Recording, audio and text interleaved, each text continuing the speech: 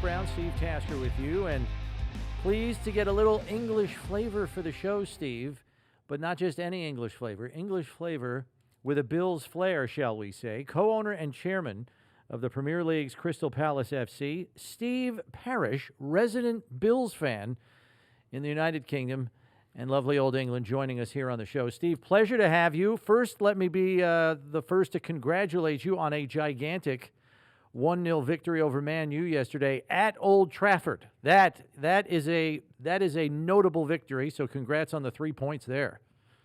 Thank you very much. Yeah, it's always nice to win up there.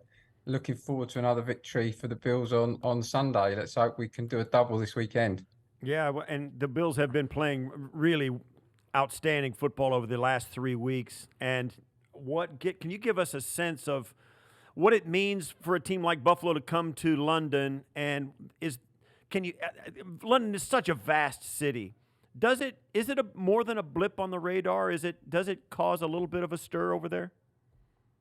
Everybody knows when the NFL's in town. Absolutely. I mean, you come more regularly now, so it's kind of settled into a pattern. But there's huge support. It's very difficult to get a ticket. Obviously, there's two great venues now, White Hart Lane, the Tottenham Stadium, and also Wembley. The Tottenham Stadium, it converts from a football field in this amazing way into an NFL field. It's an amazing stadium. I say that with some jealousy because obviously they're a London rival of ours. But Daniel Levy, who runs the club and owns the part of the club, has done an outstanding job. So it's a real fitting venue, and to see the Bills in London for me is just such a fantastic thing. I'm crazily excited about it. I can't wait. Could you tell us, Steve, how did the beginnings of your fandom start with the Bills? Where's the jumping off point for you? So when the NFL really came to UK television, it was on Channel 4 here. And for probably people that haven't lived in England, years ago when I was a kid, we only had 3 channels, and then suddenly we had a 4th one. We were never blessed with hundreds of channels like you guys. So they brought NFL to their screens. The worst team the season before they started with the worst record were the Bills. And because I'd supported an underdog team, I didn't own, Crystal Palace at that time, obviously. I felt, right, I'll pick a team, right? This is going to be more fun if I've got a team I support. And I picked Buffalo. And I knew a little bit about the draft system, right? So I kind of understood that it did give us a chance as well. And then, of course, I watched us go to 4 Super Bowls and that great team with Jim Kelly and Thurman Thomas and Bruce Smith. And, I stayed up till the early hours. Unfortunately, we didn't get to win one, but it was a fantastic journey. And I fell in love with everything about the team, particularly Jim, the way he used to run with the ball and scramble and his kind of never say die attitude. And I love the snow. I just love the weather that you guys played in. There was no possibility that a game was ever called off. As long as you could get snow off the touchlines, you could play. And it was just a very exciting, very different game. I played rugby when I was a kid, but obviously it's much more of a set piece game. And I fell in love with it, and I'm still in love with it. And I'm so pleased that we've got a team that slightly resembles that team. Josh scrambles for yards, and he's such an exciting quarterback to watch. So it's great, and I'm really hopeful we can get back to a Super Bowl and maybe win it this time. Well, there's no question that the team is coming into London playing on an extremely high level. I mean, they've scored 30-plus and 40-plus points in the last 3 weeks. Playing a Jacksonville team that the last time these two teams played, it was a 9-6 slog fest. Nobody could get into the end zone. And one of the rare occasions where one team has a guy named Josh Allen and the other team has a player by the same name rarely happens, but here we are. Give us a sense of what you expect from this game. Well, obviously, Jacksonville are owned by one of our Premier League rivals. And so obviously a victory would be my expectation. That would be lovely to achieve. As you say, Josh has been on fire. I went to the Jets game, which is probably the only game, the first game where he wasn't firing on all cylinders. But it would just be incredible, if he could have the kind of game that he's been having this season. and we could get a win, that would be fantastic for me. I don't mind how we get the win. It would just be great to see the guys win in London.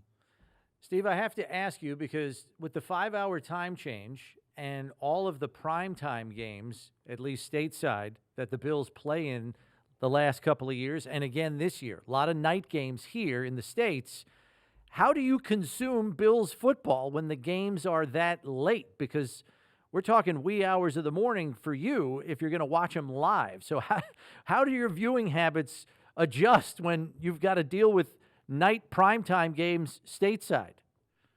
Yeah, it's tough sometimes. I mean, I won't lie. I don't get to watch them all, but you watch the highlights the next day. We have the Red Zone, I think it's called. You know, where you can watch all of the games coming in. We only have one game on terrestrial TV, and then the rest of them are online. But I watch as many as I can, and more importantly, I get to as many as I can. When I come over. So I haven't yet actually been to Buffalo. That's my real dream. I have to make a trip out there.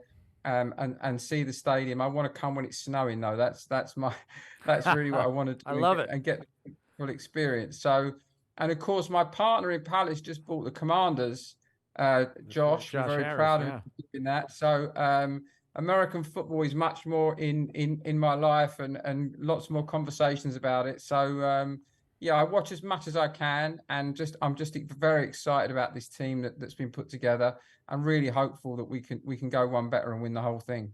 Yeah, absolutely. And you're right. Give it another month or 6 weeks or so, and you have a chance to come over and see some snow here and get a real taste of what it is. And you should really come in the next year or two before the Bills move into the new stadium. You'll get a chance to see Highmark Stadium, the old one. They've already broken ground. We're building a new stadium here, and you need to see both of them. You come back for the other one as well.